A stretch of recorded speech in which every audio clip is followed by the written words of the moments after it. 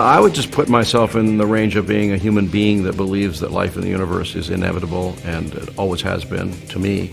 Now it's becoming legitimized by Kepler and other scientific endeavors, so we're finding life everywhere. The building blocks of life seem to pervade the universe. So the whole idea of alien existence is becoming much, much more credible just in the last few years, whereas it's been not credible and considered science fiction, which is fine for me because I do science fiction.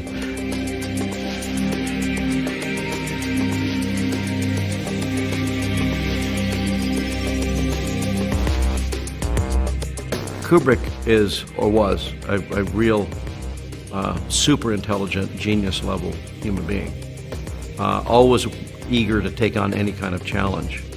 And if you look at his library of films, everyone is completely different based on tremendous amounts of research and studies and developments.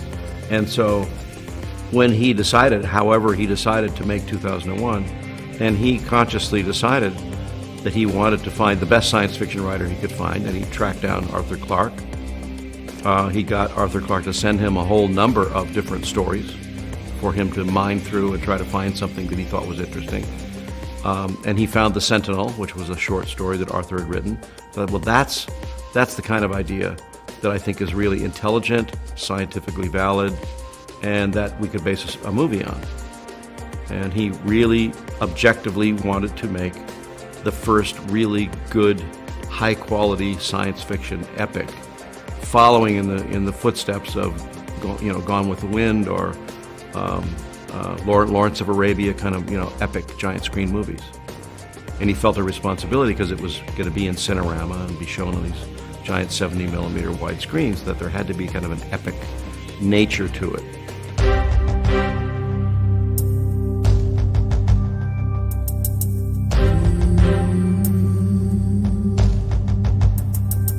I had already turned down George Lucas, who asked me to do the visual effects for Star Wars.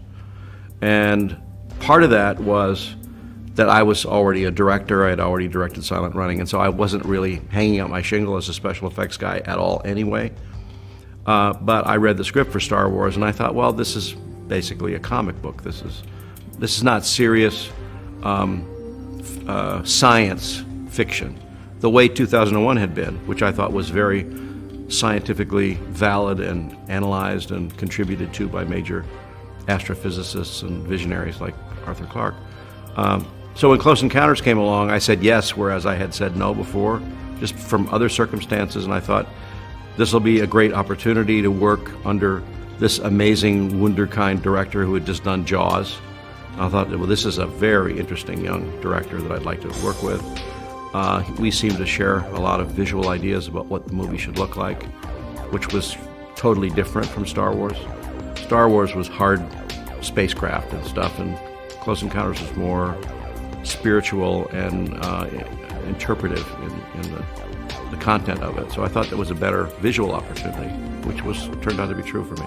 I remember a moment where he said, well, I don't want to see a UFO. I want to see something that looks like the landing lights on a jet landing at LAX at night. And I said, okay, I get it, And then when we talked about the mothership, he said, well, I'd like it to look like the refineries in San Pedro if you were looking at it upside down. I said, oh, I get that. So, I took my cues from him.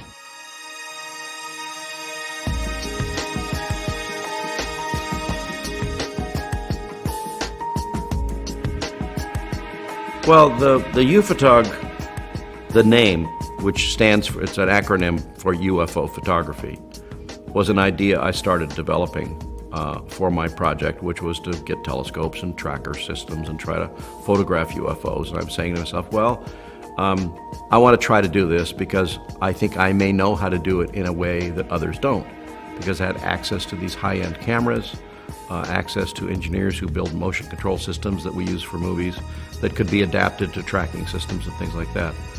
So I brought in some of my pals to try to affect this vision of photographing UFOs, and it led to the idea of possibly constructing a seemingly fictional story that could be dramatized with an actor or actress. And there's a whole story behind Ufotog, which is a story of a young family of a visionary entrepreneur man, and he is probably in some kind of tech industry thing, like an Elon Musk kind of thing. He's a young guy, he's a serial entrepreneur, he's been very successful. So he has a little extra money to play around with, and he's technical, he's geeky. His wife, and they're in a very happy marriage, his wife is an astrophysicist working at one of the major observatories. And she's on a big project to discover exoplanets.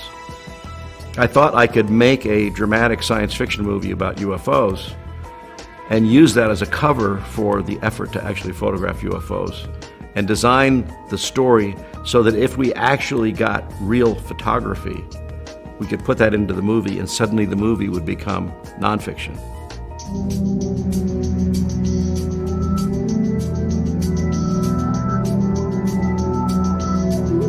When I started making inroads in like with MUFON and the UFO community, I found that there were a number of really very highly placed and credible people like Jacques Vallée, like air traffic controllers, like doctors, like scientists, who took the whole thing very, very seriously, mixed in with a lot of people who were into auras and spirituality and other kinds of things that were more hearsay than science.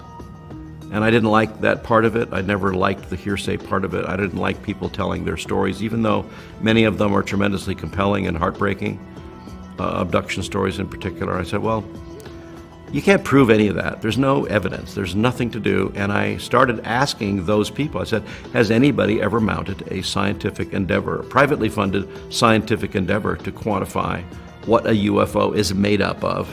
And how fast does it go, and how high does it fly, and where does it come from, and is it changing state from plasma energy to aluminum or whatever? And the answer was no.